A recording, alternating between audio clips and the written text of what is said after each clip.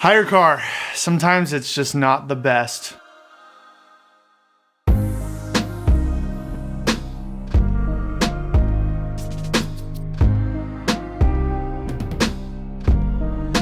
So I rented my car out to somebody on March the 6th. It was a Friday. I rented out to this guy who was a little bit younger than me. Seemed good. He had rented from Hyrecar before, and I rented out my 2014 Volkswagen Jetta to him. And this is like my nicest car in my fleet. It's the newest. It has the lowest miles. I feel like it's the best car that I have as far as like value, what I paid for it, what I rented out for. It's like my nicest car. So that's the one I'm like, please don't trash this one. Trash the other ones. Seemed like it was going to be a good rental. He rented for 2 days. And then right at the end, he extended for another 2 days. So I was like, okay, he's not gonna just bounce out with my car. It seemed fine, but on the 5th day, on the 10th, Tuesday, it's where it all went wrong. So let's get right into the story.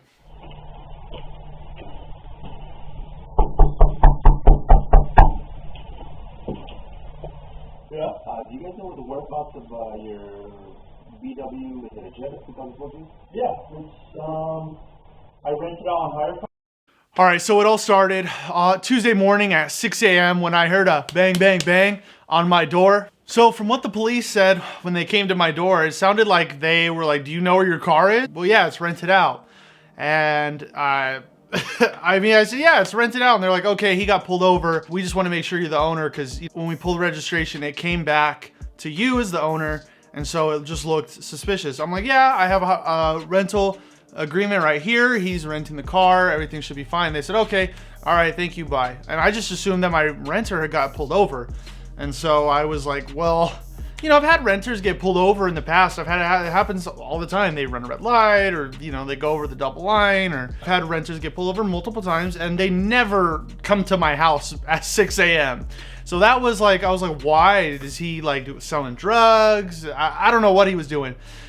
Renters have just showed the rental agreement. I've talked on the phone one time with a cop, like, yeah, I'm renting the car out to them. I have a rental agreement if you want me to email it to you, blah, blah.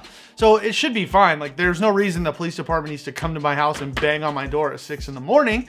But I digress. They did. So after that, I mean, they didn't tell me anything that had happened. And at this point, I don't know what happened to my car. I just assumed my renter got pulled over. Something happened enough to where the cops needed to come to my house. So they didn't tell me anything. They left. You know, he got pulled over in a different county, about 45 minutes away. So maybe there was like a discommunication. I texted him like, hey, what's going on? Where are you? Let me know what's going on. The cops came to my house. I called them, no answer. Called them, no answer. And so I look at the GPS and the car is stopped, and it's been stopped for a while. So I'm like, okay, maybe he got pulled over. So it looked like the car stopped moving at 4 in the morning on my GPS, and it's been sitting in the same spot since 4. Now the cops knocked on my door at 6. Now, when I looked, it was about 7:30 at the GPS, and it still hadn't moved. So I'm like, man, they pulled this guy over for a really long time. What's going on?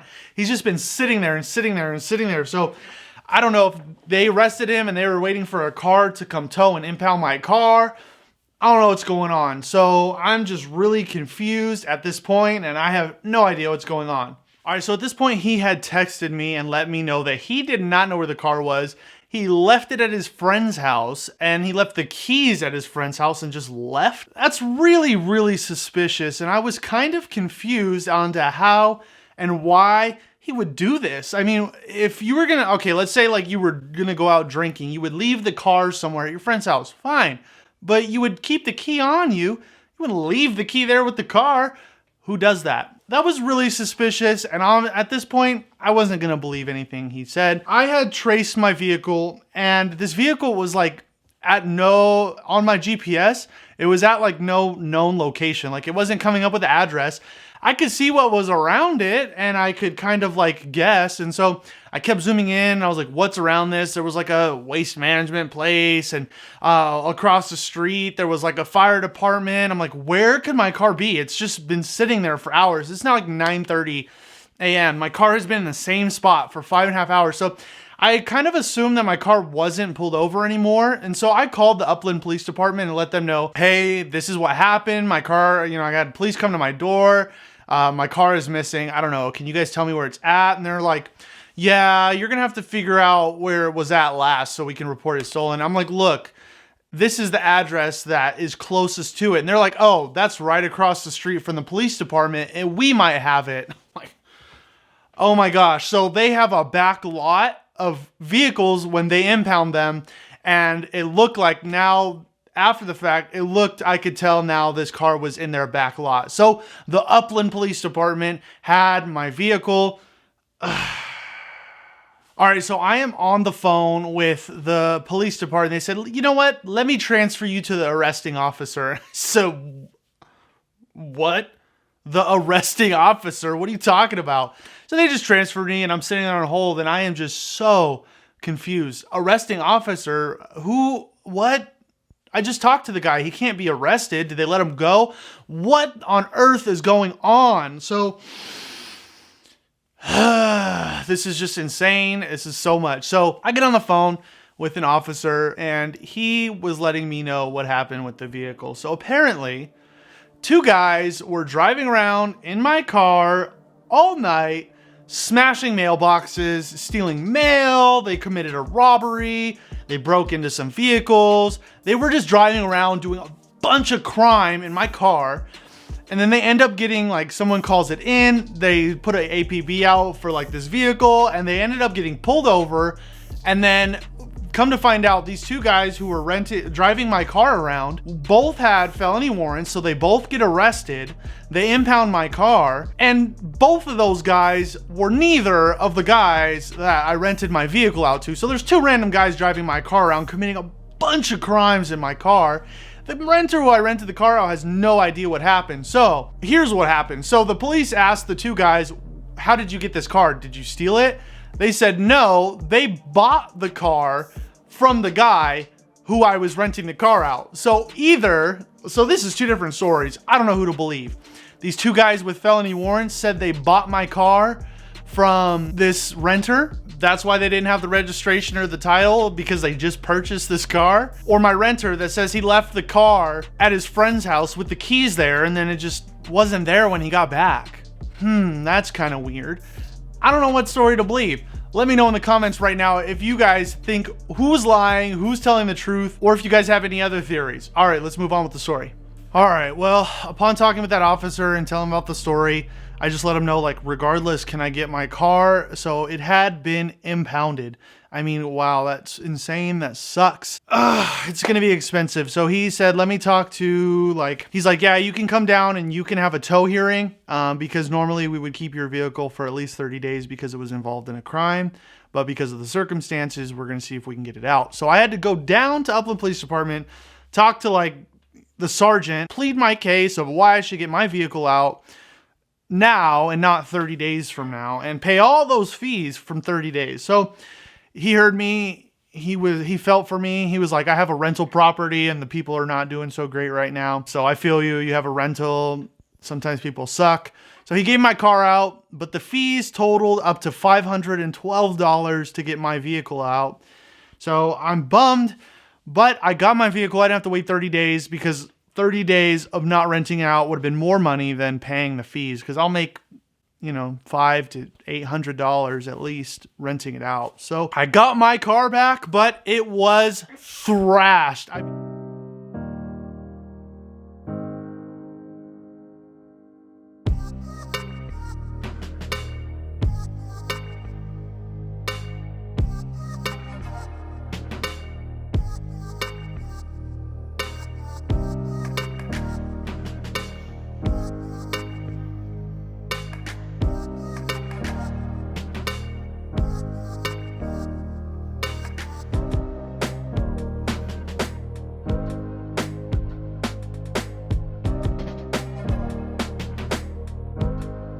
mean, the vehicle was completely trashed.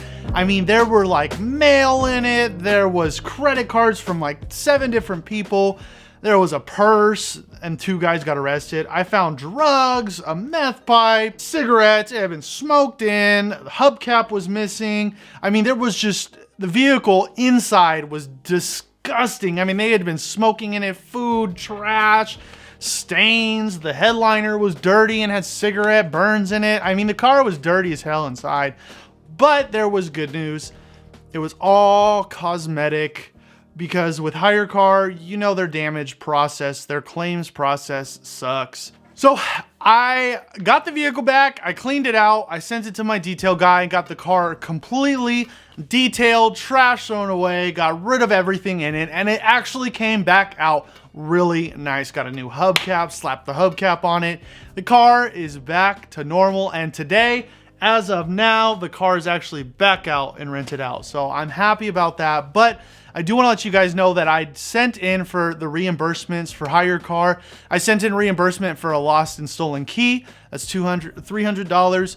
I sent a reimbursement for gas, the cleaning fee. So those together are $75. And then I sent in reimbursement for the impound fees. So I actually am getting those reimbursed. I've already got approval on them. So the money is on their way. Comment down below. I always respond to every comment, let you guys know. Ask me if I've got the money yet. I've already been sent the money, so it's not in my bank account yet, but I have been sent the money. So I am so excited about getting the reimbursement. I found with Hyrecar, their claims process when you get in an accident is not the best. We all know that. Hyrecar's claims process sucks, but their reimbursement, if you don't go to their insurance, but you reimburse for impound fees, cleaning fees, gas fees, stolen keys, those kinds of things, they're actually pretty good about reimbursing. I've gotten cleaning fee and gas reimbursed before very easily in the past. You just submit your receipt and they send you the money. Those, they're actually really good about. So I'm glad my car got impounded and not wrecked by these two guys high and driving around. So I'm really happy about that. They didn't get in a speed chase and destroy the car. The car runs fine. It's not destroyed. The bumper's not falling off. It was just dirty as hell. And there was a bunch of stuff in there that I didn't want to touch, but the car is back. Everything's fine. So is this really going to affect my Hyrecar business? Because I know this would steer a lot of people away from doing this, but I understand that this is part of the business that I'm in. So some of those people are going to be people that are going to steal your car, that are not going to treat it very well, that are going to get arrested, that are going to leave the key in the car so that someone can take it. I don't know. I never talked to the guy after this event happened. I don't really know what happened, whether he did sell it to them or they just took it from him or they were his friends and he just gave him the car and he was trying to get out of it. And he's like, I don't know what happened, you know, and they just made up a lie to the police to try to get off. I don't know, but this is not steering me. I am going to continue to work. I got reimbursed for everything. The car is fine. It's back out there rented. I'm making money. It's fine. I'm going to go get another car. I'm going to keep growing my Hyrecar business. So if you guys have any questions or anything, let me know in the comments below. Subscribe. And I'm going to go ahead and leave a video right here where I think you guys would love to watch. Or over here, you can watch a video that YouTube thinks is best for you. All right, guys, I'll see you right over there.